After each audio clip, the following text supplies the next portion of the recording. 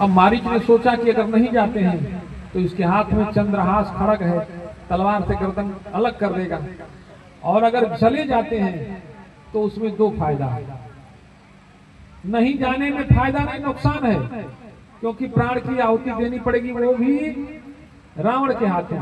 और जाने में दो फायदा है। फायदा क्या है? पहला तो प्रभु का दर्शन होगा, और दूसरा मृत्यु इस संसार में जिसने भी जन्म लिया है उसको एक न एक दिन तो मरना ही है, पर वो मृत्यु भगवान के हाथों अगर मिले तो इससे उत्तम तो कुछ हो ही नहीं सकता।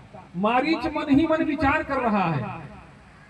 अब देखिए, व्यक्ति का चिंतन जब पवित्र होता है तो स्वरूप सुंदर लगने लगता है, और बुरे लोग का स्वरूप भी देखिएगा कितना भयानक बिगड़े लगता है कि नहीं। जो लोग मन के सुंदर हैं वो बाहर से भी सुंदर, उनको मेकअप की जरूरत है, बिना मेकअप के सुंदर दिखते हैं। तो मारीच ने जैसे सुंदर विचारों का मंथन किया मन में, तो उस चिंतन से मारीच की काया कंचन हो गई। क्योंकि रावण ने ये थोड़े ना कहा था कि सोने का मृग बन जाना, कहा था, लेकिन भगवान का चिंतन करते करते मारीच की काया क्या हो गई? कंचन हो गई। मारीच को मृग बनने के लिए बोला था।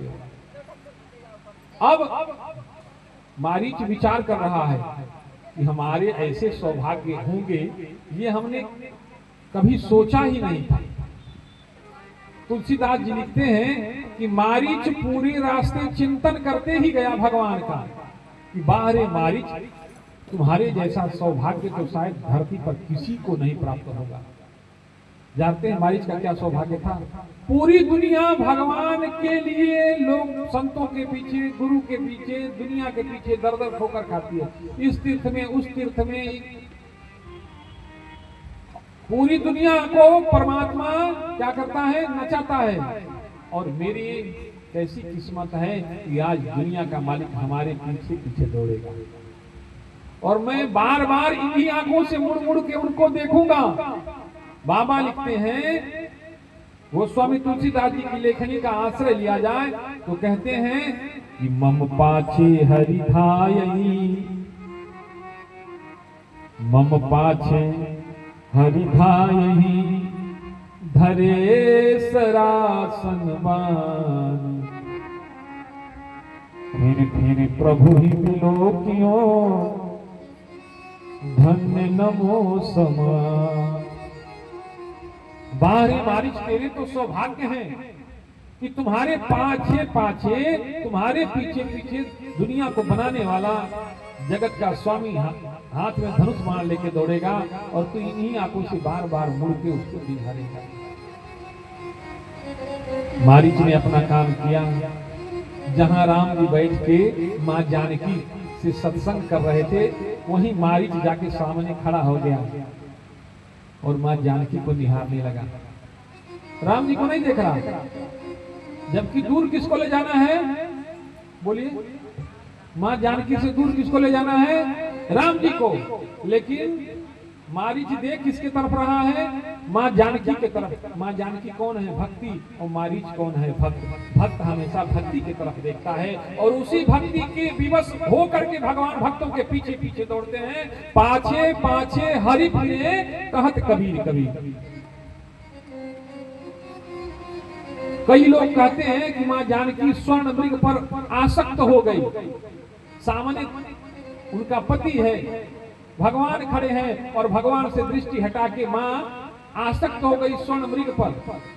अरे बावरे, आप कुछ भी समझो, पर मेरे को ये लगता है कि मारीच ने जो सच्चे हृदय से भजन किया ना, वो परम भक्त हो गया था। और भक्ति जब रिझती है तो ज्ञानी पर नहीं रिझती, भक्ति जब रिझती है तो किसी राजा पर नहीं रिझती, भक्ति जब रिझती है तो किसी विद्वान पर नहीं रिझती, भक्ति जब रिझती है तो किसी भक्त पर रिझती है। क्यों? क्योंकि उसका हृदय निर्मल होता है, स्वभाव निश्चल होता है, पवित्र होता है। तो आज मारीच ने जब हसरत भरी निगाहों से, करुणा भरी निगाहों से मां जानकी की तरफ देखा, तो मां जानकी ने स्वयं कहा प्रभु को, आपको जाना पड़ेगा हमारे लिए। हमको क्या चाहिए? वो मृग चाहिए। बताओ, जिसके पास सकल पदार्थ हो, पर देखो दुनिया की संपत्ति एक तरफ और भक्ति के लिए भक्तों का प्रेम एक तरफ, क्योंकि भक्ति जितना भक्तों से प्रेम करती है उतना भगवान से भी नहीं करती। पूछो कैसे भगवान से नहीं करती? अच्छा ये बताओ, आप सबके पास पुत्र है ना? हाथ उठाओ, किसके किसके पास है? और पति भी है, तो पति से तो आप लोग खूब प्रेम करती हैं, लेकिन जब पति और पुत्र दोनों में से किसी एक को कहा जाए तो बेटे को फैसले पकड़ लेते हो, बोल रहे हैं हम बेटे को छोड़ के नहीं रह सकते।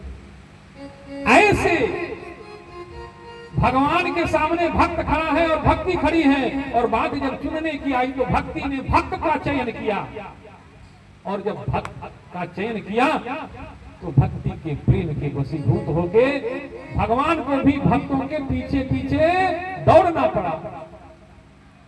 किसी ने बड़ा अच्छा भजन लिखा है, अगर आप लोग साथ दो तो गाएं, वरना को आगे बढ़ाएं। गाओगे आप? अजी कंचन मृग बन कर आया, समझ रहे? कंचन मृग माने सोने का हिरण। कंचन मृग बन कर आया, सिय का अपहरण कराने, अजी माया का मारीच चला मायापति को भटकाने, माया